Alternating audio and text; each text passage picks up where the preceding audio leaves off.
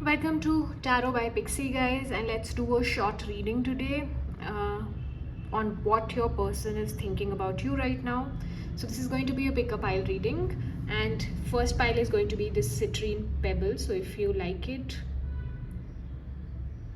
this is pile 1, and pile 2 is going to be this shiny pyrite rock. So, based on your intuition, you can pick one.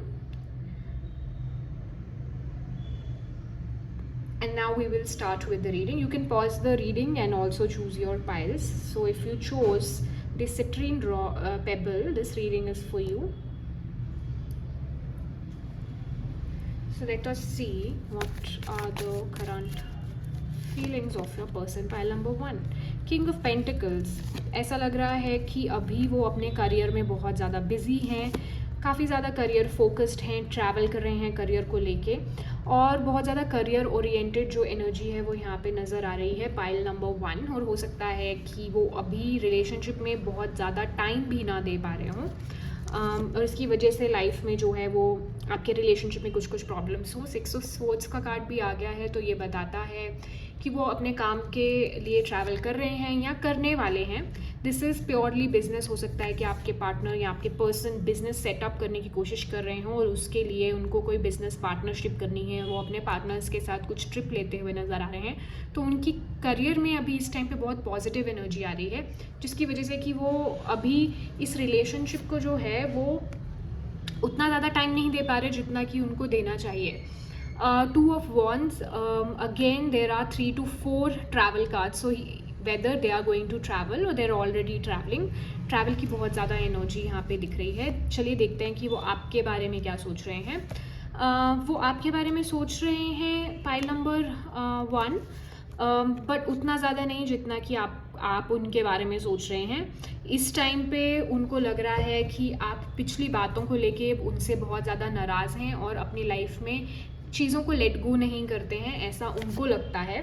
और उनको ये भी लग रहा है कि आप इस रिलेशनशिप में बहुत ज़्यादा देते हैं और वो अभी करंट टाइम में उतना ज़्यादा जो है वो टाइम इस रिलेशनशिप को नहीं दे पा रहे, लेकिन आपको वो पसंद बहुत करते हैं। रोमांटिक फीलिंग्स आपके लिए बहुत ज़्यादा हैं, और उनको ये भी पता है कि वो आपको लेके थोड़े से कंफ्यूज्ड हैं, और आप भी ये जानते हो कि वो बहुत ज़्यादा back and fourth and on end of इस रिलेशनशिप में करते रहते हैं, क्योंकि वो बहुत ज़्यादा करियर ओरिएंटेड पर्सन है। So that is what is coming out for you. Now I want to see कि इस पर्सन के लव मैसेजेस आपको लेके क्या हैं, क्योंकि अगर नो कॉन्टैक्ट में हैं, so let us see. I need to hold back my true feelings for you. तो हो सकता है कि करियर की वजह से अभी वो अपने आप को एक्सप्रेस नहीं कर पा रहे हैं। Why do I deserve someone like you. So हो सकता है कि वो आपको अपने से बहुत ज़्यादा बेहतर समझते हों, और सब उनको लगता हो कि वो बहुत ज़्यादा इमोशनली मेच्योर नहीं है, जिसकी वजह से कि उनके पास्ट में रिलेशनशिप भी नहीं चले। I can't come to you right now. तो उनको पता है कि अभी जो दूरी है वो करियर के लिए और उनकी फाइनेंशियल स्टेबिलिटी के लिए बहुत ज़्यादा इंपॉर्टेंट है, तो वो आपको टाइम नहीं दे पा रहे हैं। If I could go back in time I would handle us differently. और वो सोच रहे हैं कि जो भी दूरियां अभी इस रिलेशनशिप में हैं, तो उनकी करियर या उनके बहुत ज़्यादा जॉब के इश्यूज़ की वजह से, तो अगर उनको दोबारा मौका मिलेगा तो वो ये गलतियों को सुधारने की कोशिश करेंगे। I am afraid to lose you. जबकि वो बहुत ज़्यादा इस टाइम पे काम में बिज़ी हैं, लेकिन उनको ये भी लग रहा है कि आप बहुत ज़्यादा नाखुश हैं इस कनेक्शन से, और हो सकता है कि आप उनको छोड़ के चले जाएं। सो उनके दिमाग में ये इनसिक्योरिटी ज़रूर है इस कनेक्शन को लेके। Late us see what is the guidance for you from universe on this connection. Universe आपसे क्या कहना चाह रही है कि आपको इस सिचुएशन में क्या करना चाहिए। Your love is ascending to a higher level of commitment. So आपको वेट करने को कहा जा रहा है, और आपसे कहा जा रहा है कि आप भी अपने किसी काम में बिजी रहिए या अपने करियर में फोकस कीजिए। ये पर्सन अभी इस टाइम पे स्टेबिलिटी पे काम कर रहे हैं, फाइनेंशियल स्टेबिलिटी और करियर स्टेबिलिटी, तो वो आप दोनों के फ्यूचर के लिए ही कर रहे हैं। अभी आप इस इंसान को जो है वो ट्रस्ट कर सकते हैं, और हो सकता है कि ये आपके सोलमेट भी हों। सो अगर आपको वो उतना ज़्यादा टाइम नहीं दे पा रहे हैं, तो ऐसा कोई रेड फ्लैग नहीं है। वो जनरली अपनी लाइफ में बिजी हैं और काफ़ी ज़्यादा अट्रैक्टेड भी आपसे फील करते हैं, और काफ़ी ज़्यादा रोमांटिक फीलिंग्स भी आपके लिए रखते हैं। So work on your partnership.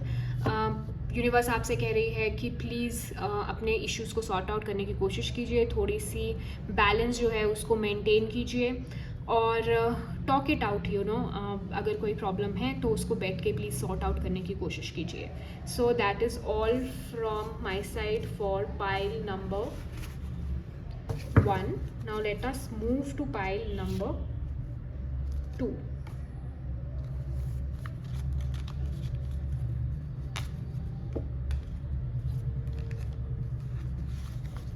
So if you chose this pyrite rock, this reading is for you, so I'm going to keep it here. Current feelings of pile 2's person for pile 2. So I'm going to shuffle the cards a bit because this is a live reading and I felt like doing it like this today. 4 of Cups. So हो सकता है कि currently आपके person जो हैं वो सोच रहे हैं कि उनको आपकी तरफ आना चाहिए या नहीं आना चाहिए. इनके पास्ट रिलेशनशिप कुछ खास नहीं रहे हैं और उसकी वजह से इनको बहुत ज़्यादा ट्रॉमा है, ट्रस्ट इश्यूज़ हैं और ईजिली किसी भी इंसान पे ये ट्रस्ट नहीं कर पाते हैं. आपके लिए काफ़ी ज़्यादा रोमांटिक फीलिंग्स तो ये रखते हैं, लेकिन ये सोचते भी हैं कि आपको प्रपोज करें, लेकिन फिर एक स्टेप बैक ले लेते हैं क्योंकि इनको अपने पास्ट रिलेशनशिप या जिस भी इंसान के साथ ये पास्ट में रिलेशनशिप में थे उनके साथ इनको अपना टाइम याद आ जाता है और वो रिलेशनशिप बहुत बुरी तरह एंड हुआ था और इसी चीज़ का दोबारा होने को उनको डर हमेशा सताता रहता है और वो हमेशा इसी डुअलिटी में जीते हैं कि वो आपसे एक्सप्रेस करें या ना करें. बट हो सकता है कि आने वाले टाइम में वो आपको एक्सप्रेस करेंगे, लेकिन कमिटमेंट मुझे इस टाइम पे यहाँ पे नज़र नहीं आ रही है. Pile number 2. और आपसे ये भी कहा जा रहा है कि while they are talking to you, हो सकता है कि वो किसी और इंसान से भी इस टाइम पे बात कर रहे हों या अपने ऑप्शंस जो है वो एक्सप्लोर कर रहे हों इस कनेक्शन में. बट वो आपको बहुत ज़्यादा पसंद करते हैं, काफ़ी पैशनेट हैं आपके लिए. द स्टार का कार्ड आया है. आपको वो बहुत ज़्यादा काबिल समझते हैं, उनको समझते हैं, आपको समझते हैं कि you are out of their league. कभी कभी ऐसा होता है कि एक पर्सन जो है वो खुद को जिस पर्सन को वो लाइक करता है या जिस पे भी उनको क्रश होता है उनसे बहुत कमतर समझता है और इस सिचुएशन में सेम वही प्रॉब्लम है. उनको लग रहा है कि यू डिज़र्व बेटर और आपसे अगर वो आके अपनी फीलिंग्स शेयर करेंगे भी तो हो सकता है कि आप उनको एक्सेप्ट ना करें या उनको रिजेक्ट कर दें. So there is a fear of rejection in this connection at this moment of time. So ये चीज़ें जो हैं वो बढ़ेंगी आगे, लेकिन बहुत स्लो एनर्जी दिख रही है और आप मुझे काफ़ी ज़्यादा वेट करते हुए दिख रहे हो अभी इस टाइम पे. और आपसे कहा जा रहा है कि इस कनेक्शन में आप पहले जो है वो फ्रेंडशिप बिल्ड करना शुरू कीजिए. हो सकता है कि आपके ऑफिस में काम करते हो या काम भी आप लोग सेम करते हो तो कुछ पार्टनरशिप पहले वहाँ पे फ्रेंडशिप कीजिए, फिर वर्क पार्टनरशिप कीजिए और धीरे धीरे स्टेप बाय स्टेप जो है स्लोली चीज़ों को आगे लेके बढ़िए. ये ज़्यादा बेहतर होगा आप दोनों के लिए. आपके भी जो पास्ट रिलेशनशिप नहीं वर्कआउट किए हैं और उनके भी जो पास्ट रिलेशनशिप्स नहीं वर्कआउट किए हैं उनसे हीलिंग करने में थोड़ा टाइम लगेगा दोनों लोगों को. So when you take things slowly आप अच्छे से हील करते हुए अपने रिलेशनशिप को आगे नेक्स्ट लेवल पे लेके जा सकते हैं. So this is a major guidance for you. Let us see what are their messages for you. क्या कहना चाहते हैं आपसे. Please do what is best for your heart. So वो आपसे कह रहे हैं कि आप अपने दिल की सुनो. Is it over. उनको हमेशा डर लगा रहता है कि आप जो है वो ये कनेक्शन छोड़ के चले जाएंगे. Don't wait for me please.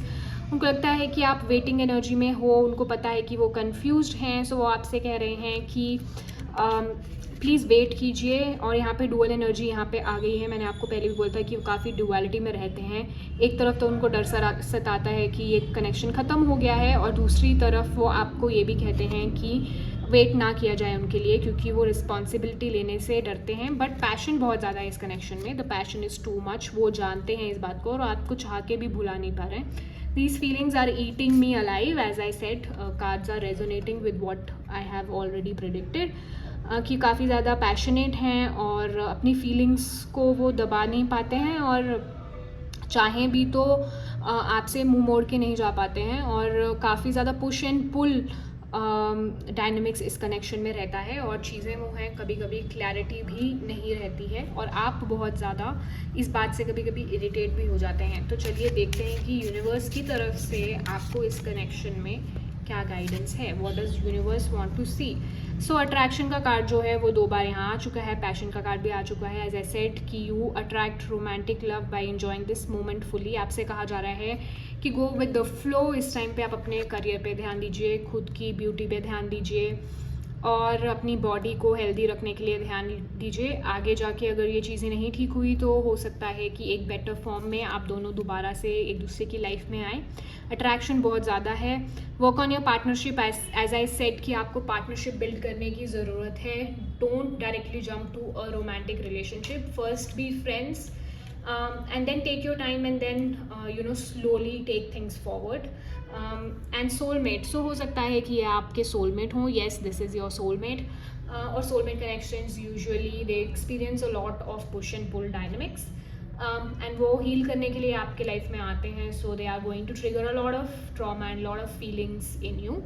So this is the guidance for you. You can give this relationship a chance, given that you are taking step by step forward movements and not jumping directly into it, otherwise चीज़ें ख़राब भी हो सकती हैं. So pile number 2, if you resonated with this reading, like and type 111 in the comment section.